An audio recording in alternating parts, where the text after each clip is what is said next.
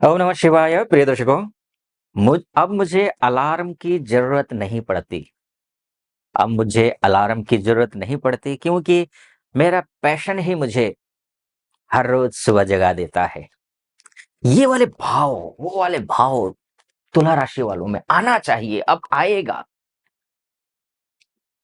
क्योंकि 15 अक्टूबर से लेकर के 31 दिसंबर के बीच का जो समय है, वो आपके लिए शानदार है, बहुत अच्छा है, अद्भुत है। हाँ, कुछ सावधानियाँ भी बरतनी पड़ेंगी, वो सब कुछ बताऊँगा मैं आपको।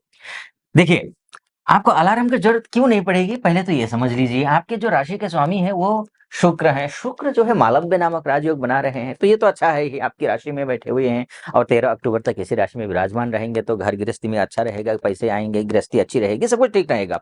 15 ते 13 अक्टूबर के बाद की स्थिति के बारे में मैं चर्चा करूँगा। तो क्या होगा? वृश्चिक राशि में आएगा। तो जैसे ही वृश्चिक राशि में आएगा, तो ये क्या करेगा कि जो है ना, घर में धन संपत्ति इत्यादि जो भी होगी, उसमें वृद्धि करेगा शुक्र। पैतृक संपत्ति को लेकर के कहीं कोई विवाद चल रहा हो, वो विवाद को सुलझा देगा ये शुक्र। कुछ नया खरीदेंगे, कुछ घर के लिए कुछ करेंगे, अपने लिए कुछ करेंगे, परिवार के लिए कुछ करेंगे। ना केवल अपने परिवार के लिए, बल्कि हो सकता है कि जो है ना, दूर के रिश्तों में भी आप अपनी तरफ से बढ़ चढ़ के जो उनका हेल्प करें, या फिर वो आपका हेल्प करें। जो काम बिगड़ रहे थे वो काम बन जाए, ये सब कुछ होगा यहाँ जैसे आएगा। ये 6 नवंबर तक होगा। 6 नवंबर के बाद ये यहाँ आ जाएंगे। 6 नवंबर के बाद यहाँ रहेंगे, यानी कि तृतीय भाव में। तृतीय भाव में आने का सीधा-सा मतलब ये है कि यहाँ से भाग्य स्थान को देखेंगे। भाग्य स्थान को देखने का मतलब है कि भाग्य में वृद्धि करेगा। किस क्या वृद्धि करेगा? स्वास्थ्य अगर ठीक ना रहता हो तो स्वास्थ्य ठीक हो जाएगा। हृष्ट-पुष्ट तंदुरुस्त महसूस करेंगे आप। आप के आपके लिए एक और विशेषता, कोई गुप्त से कोई कार्य कर रहे हों, जिसको आपने सोचा हुआ है कि मैं जब कार्य संपन्न हो जाए उसके बाद ही बताऊँगा, अन्यथा नहीं बताऊँगा। तो वो जो गुप्त कार्य कर रहे हैं, वो कार्य आपका संपन्न हो जाए, ये भी संभव है। कहीं से ऐसे पे अचानक से पैसे आ जाएँ, ये भी पैसा है, जिसकी उम्मीदें आपको नहीं थी कि ये पैसा मिलेगा, लेकिन हो सकता है वो पैसा आ जाए, पैसा मिल जाए। विवाह नहीं हो रहा था, तो हो सकता है विवाह हो जाए। यानी कि विवाह की बात अगर हो सकता है 2 ढाई महीने में उतना विवाह ना भी हो, तो वर-वधू की तलाश कर रहे हैं, तो वो जो वर-वधू की तलाश है, वो पूरी हो जाए, या फिर आप ऑलरेडी कपल हैं, जुड़े हुए हैं, रिश्ते खराब हुए हैं, तो आपके रिश्ते अच्छे हो जाएँ, फिर शादी की ओर आप आगे बढ़ें। ये सब कुछ संभव है यहाँ पर आने पर। यहाँ उसके बाद जाकर के 2 दिसंबर के बाद जाकर फिर यहाँ आएँगे। यहाँ आने का मतलब सीधा था, एक प्रोफेशनल हाउस को देखेंगे, आपका मान बढ़ेगा, सम्मान बढ़ेगा, पद बढ़ेगा, प्रतिष्ठा बढ़ेगी, नौकरी अच्छी होगी, इंटरव्यू अच्छा हो जाएगा। नौकरी नहीं है तो नौकरी करने आप नौकरी जॉइन कर लेंगे या इंटरव्यू क्लियर कर लेंगे, इंटरव्यू कॉल आ जाएगी। कुछ ना कुछ तो होगा, अच्छा होगा। पिताजी के साथ रिश्ते अच्छे हो जाएँगे, ये भी अच्छा संभव है। इसके साथ-साथ में कुछ चीज़ें हैं, सावधानी बरतनी पड़ेंगी आपको। वो सावधानियाँ क्या बरतनी हैं, ये भी आप समझ लीजिए। उससे पहले एक निवेदन ज़रूर करना चाहूँगा। यहाँ तक पहुँचे हैं और मेरा विश्लेषण सटीक लग रहा हो, तो चैनल को सब्सक्राइब कर दीजिएगा, वीडियो को लाइक और कमेंट बॉक्स में जाकर के महादेव का भक्त हूँ, कृपा आप पर भी बनी रहे, ऐसी मेरी कामना। हर हर महादेव 5 बार, 11 बार, 21 बार ज़रूर लिख दीजिएगा। चलिए ठीक है। और इसके बाद जाकर के देखिए, खराब भी है। खराब क्या है? बहुत अच्छा, बुध की एक और पॉइंट बता देता हूँ, जो कि अच्छा पॉइंट है, बहुत अच्छा है। बुध की बात कर लेते हैं, क्योंकि भाग्य इसके बिना तो कुछ होता नहीं है ना। भाग्यम फलति सर्वत्र न च विद्या न च पौरुषम। लगभग मैं भाग्य की बात करूंगा, तो भाग्य आपका बहुत अच्छा है। कैसे? कैसे आइए समझते हैं। देखिए, फिलहाल आपको भाग्य यहाँ द्वादशस्थ दिख रहा है।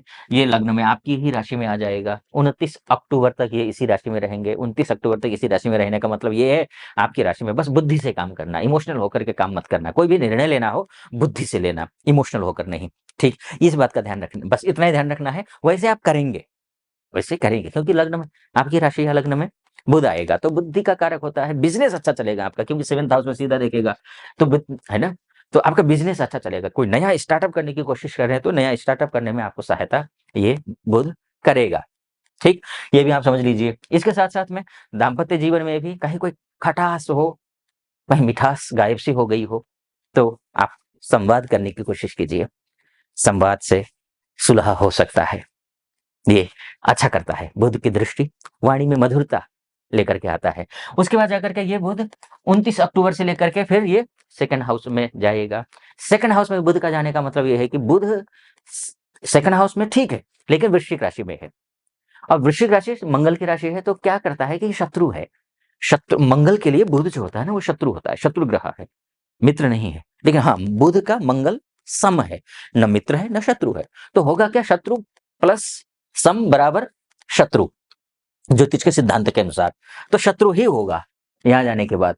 तो होगा क्या, आपको सोच समझ कर बोलना होगा, सावधानियां बरतनी होंगी, अर्थात कहने का तात्पर्य ये सावधानियां बरतनी होंगी, बोलने में, धन खर्च करने में, रिश्तों को निभाने में सावधानियां, अनाप शनाप नहीं, कुछ भी नहीं, बिल्कुल ध्यान रखिए। ठीक, ये एक है। पूरे महीने 2 महीने यानी कि साल के अंत तक वो इसी राशि में रहेंगे, क्योंकि वक्री हो रहे हैं बीच में ना, तो फिर घूम फिर करके वहीं रहेंगे ये। ठीक, तो सावधानी बरतिए, लेकिन लाभ है। बुध सेकंड हाउस का बुध अच्छा फल देता है, लेकिन सावधानी बरतने के लिए इसलिए कह रहा हूं क्योंकि वृश्चिक राशि वहां पर विराजमान है, इसलिए। ठीक है, अब नेगेटिव पक्ष भी तो जानना जरूरी है ना। नेगेटिव पक्ष ये है, देखिए कि सबसे पहले ये है कि बिजनेस सोच समझ के करना है। कोई भी काम करना हो आपको, कोई भी, चाहे नौकरी हो, चाहे बिजनेस हो, चाहे कुछ भी हो, लिखित में ले लेना, क्योंकि मंगल हो रहा है नीच का, मंगल नीच का हो रहा है, क्योंकि ये कर्म क्षेत्र को डैमेज करेगा। ये कर्म क्षेत्र को आप जो भी कार्य करेंगे ना, उस कार्य में ये नुकसान पहुंचाएगा। 1 घंटे के काम को 1 दिन लगा देगा या काम बिगाड़ेगा। मंगल जब जब भी मंगल नीच का होता है तो शुभ नहीं होता है किसी भी, क्योंकि किसी भी शुभ ग्रह की दृष्टि भी तो नहीं है ना, समस्या ये है इसके साथ, है ना। तो इसलिए थोड़ी सी सावधानी बरतनी जरूरी है आपको। और क्या क्या नुकसान हो सकता है इससे, ये समझ लेते हैं। और समझ लीजिए कि मित्रों के साथ बनती नहीं है, अपने पराये हो जाते हैं, अपने ही धोखा दे देते हैं, पीठ पीछे छुरा चला देते हैं, पीठ पीछे बातें करना शुरू कर देते हैं, कार्य का कोई भुगतेंगे आप, नाम आपका आ जाएगा, अपयश हो सकता है ना। तो ये सारी चीजें ध्यान रखना है आपको। ऐसा तो कोई कार्य करना ही मत। कई बार तो मैंने, जब भी नीच का मंगल होता है ना, मैंने ऐसा ऐसा देखा है कि अनजाने में कुछ ऐसा हो जाता है।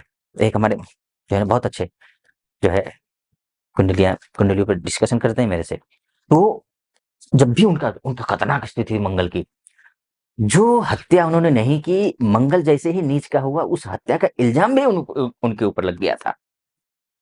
यहां तक करवाता है मंगल। एक और हमारे, जिन पैसा किसी ने ले लिया उनसे, और जब पैसा लौटाना था तो उन्हीं के नाम से लिख करके चला गया, आत्महत्या कर ली, मंगल नीच का था। ये होता है, ये स्थितियां हो जाती हैं। तो मैं तो कहने का तात्पर्य, इतना सतर्क रहना है आपको। मंगल, हनुमान चालीसा का पाठ करना है, हनुमान चालीसा का पाठ करना है तो मतलब करना है, ध्यान रखिएगा, क्योंकि कर्म क्षेत्र में आपके कर्म भी गलत करवा सकता है, अनजाने में कर लेंगे, जो काम ऐसा काम करवा देगा जो आप नहीं चाहते थे कि वो करे, वो करवा देगा। तो सावधानी बरतनी, हनुमान चालीसा का पाठ, हनुमान मंदिर जाइए, मंगलवार के दिन लाल आसन पर बैठ करके चमेली के तेल का जो है एक मुखी दीपक जलाइए और हनुमान चालीसा का पाठ करिए। ठीक है, इतना कर लीजिए और सब कुछ ठीक होगा। लेकिन ये ध्यान रखिए कि मोटा मोटी तौर पर है, मोटा मोटी तौर पर है। विस्तार से कुंडली के बारे में चर्चा करना चाहते हैं, क्योंकि आपकी कुंडली ही आपका डीएनए होता है।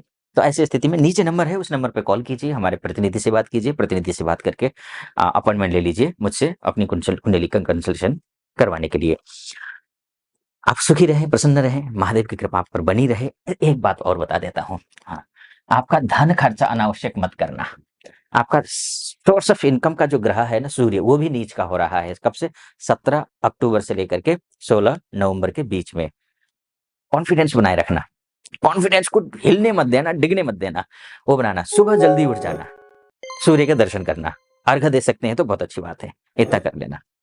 सटीक लग रहा हो, लगा हो, चैनल को सब्सक्राइब कर दीजिएगा, वीडियो को लाइक और कमेंट बॉक्स में जाकर के हर हर महादेव या फिर ओम नमः शिवाय जरूर लिख दीजिए। फिलहाल अनुमति चाहूंगा। ओम नमः शिवाय।